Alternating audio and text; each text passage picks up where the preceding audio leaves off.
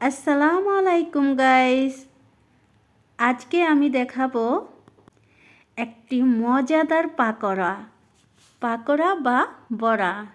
এবং এই পাকোড়াটি হচ্ছে কলার মোচা আর মশারির ডাল মিক্স করে বানিয়েছি।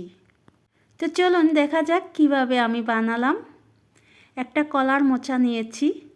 এই কলার মোচাটি আমি পরিষ্কার করে নিব। এই যে এভাবে পরিষ্কার করে নিয়েছি। এবার এই কলার মোচাগুলো আমি অল্প ভাপ দিয়ে নেব বা অল্প সিদ্ধ করে নেব। এমনিতে এটা অনেক সফট, তাই বেশি সিদ্ধ করা লাগবে না, হয়ে গিয়েছে। এবার আমি এটাকে একটু পাটায় ছেঁচে নেব বা আপনারা ব্লেন্ড করে নিতে পারেন। হালকা হাতে আমি ছেঁচে নিয়েছি।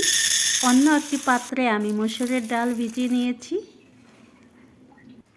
আমার ডাল ভিজানো হয়ে গেছে এবং এটা আমি পাটায় বেটে বা মেশিনে আপনারা দিতে পারেন, ব্লেন্ড করে নিতে পারেন।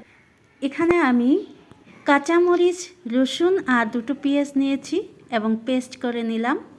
এবার একটা বলেতে আমি সবগুলো উপকরণ দিয়ে দিলাম। সেই মোচা বাটা, ডাল বাটা আর কাঁচামরিচ, রসুন, পেঁয়াজ পেস্ট করে নিয়েছি, সেটা দিয়ে দেবো একে একে।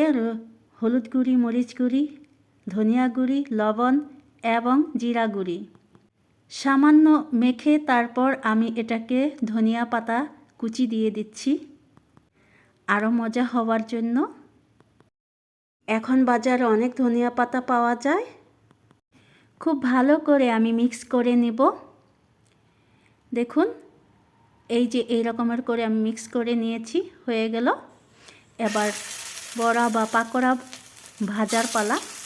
আমি একে একে দিয়ে দিচ্ছি। কড়াইতে অল্প তেল দিয়ে আমি মুচমুচে করে ভেজে নেব। একটা মোচাতে আমার অনেকগুলোই পাকোড়া হয়েছে, সাথে মসুর ডাল ছিল। আমি আস্তে আস্তে সবগুলো আমি এপাশ ওপাশ করে ভেজে নেব। আমার প্রথম ধাপ ভাজা হয়ে গিয়েছে। কি সুন্দর একটা কালার আসছে, দেখতেই পারতেছেন, আর খেতেও অসাধারণ। আমার হয়ে গেল পাকোড়া ভাজা।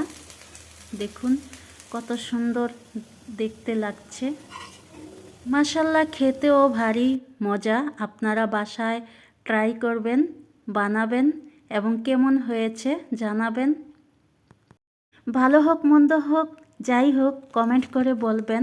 আপনাদের কমেন্টে পেলে আমার ভিডিও বানাতে উৎসাহ লাগে, ভালো লাগে।